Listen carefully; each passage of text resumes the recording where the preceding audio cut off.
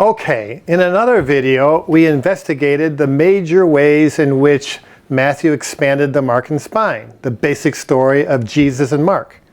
When we come back, let's take a look at how Matthew has worked with Mark in another way, by eliminating many of the details Mark gives us that Matthew thinks are unnecessary.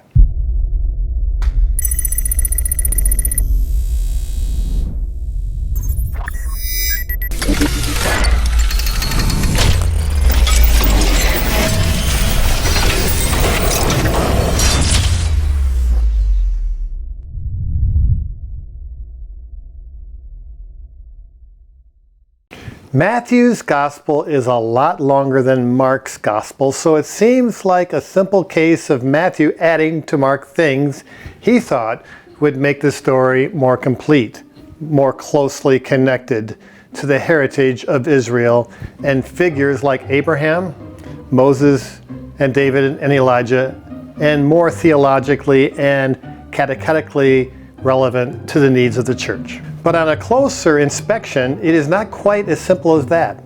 Because when we look at the individual stories that the two Gospels have in parallel, it is often the case that Mark's stories are longer and more filled with vivid details.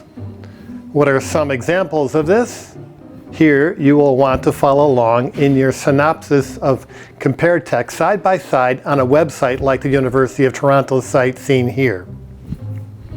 Some of these changes are kind of subtle. In Mark's version of the stilling of the storm, Mark really sets up the scene. In 4:38, he tells us about the other boats that were in the water. And also that Jesus was not only asleep, but he was asleep in the stern of the boat lying on a cushion. These are details sure help make the scene more vivid, but they don't really add much theological meaning. So Matthew cuts them out. Likewise, in Mark's first account of the multiplication of the loaves and the fishes, like Matthew, he recounts 2 multiplications. Mark features extra details.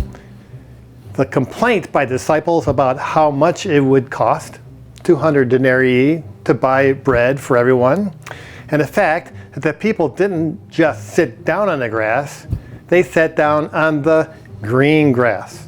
More details that Matthew removes from his account because they don't seem to add much theological meaning. Some of the abbreviations Matthew makes to Mark are much larger in scale. When Mark in chapter 5 tells us about the story of the Gadarene demoniac, he really makes us feel bad for the guy. We hear all about his wretched life, how he lived among the tombs, how he was often bound by chains of iron, but had to free himself by breaking his fetters to pieces and bruising himself in the process. But all these details Matthew considers extraneous, while Mark takes a whopping 361 words to tell the story. Matthew can concisely narrate in a mere 135.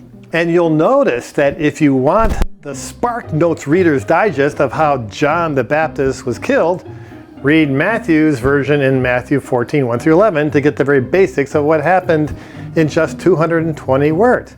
But if you want the detailed version, read Mark 6, 14 through 28, who tells the event in much greater detail, 285 words. And you'll notice that Matthew 17, 14 through 20, there is a nifty little story of a demon-possessed boy. Jesus exorcises the boy, and the disciples ask why they were not able to cast the demon out. And they find out it is because of their little faith. 133 words in Matthew.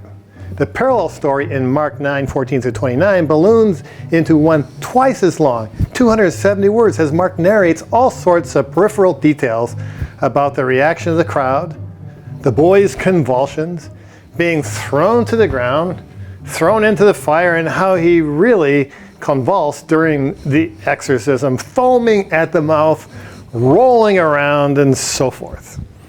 Now, why does Matthew make these changes? Because he wants greater theological refinement, and given that he knows he's going to be adding a great deal of material to Mark, he doesn't want the theological subtleties to get lost in the vivid detail. This is exactly the sort of theological refinement we'd expect to see in the church as she had time to ponder the mysteries of Jesus more deeply.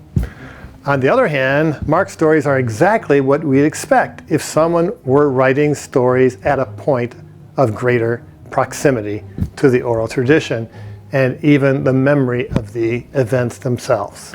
You may remember that Mark features a lot of Aramaic words. Jesus tells a little girl, Talitha kumi, little girl arise. He refers to ritual offerings as korban. He heals with the words ephphatha, be open. He addresses the Father as Abba. Mark also features little explanatory notes for Jewish customs, like the story of the debate over purity laws. Mark explains to us how the Pharisees keep ritually clean. He even tells us that the first day of Passover is where the lambs are slaughtered. Matthew eliminates these Aramaic words as well as the Jewish explainers, probably because they don't really add much in the way of theological content, and because when he was writing, the church was a bit further removed from the Aramaic tradition and also sufficiently familiar with the basics of Judaism that such details would be unnecessary to spell out. So, while Matthew makes large expansions to Mark, he also refines Mark, editing out many details that his gospel just didn't need.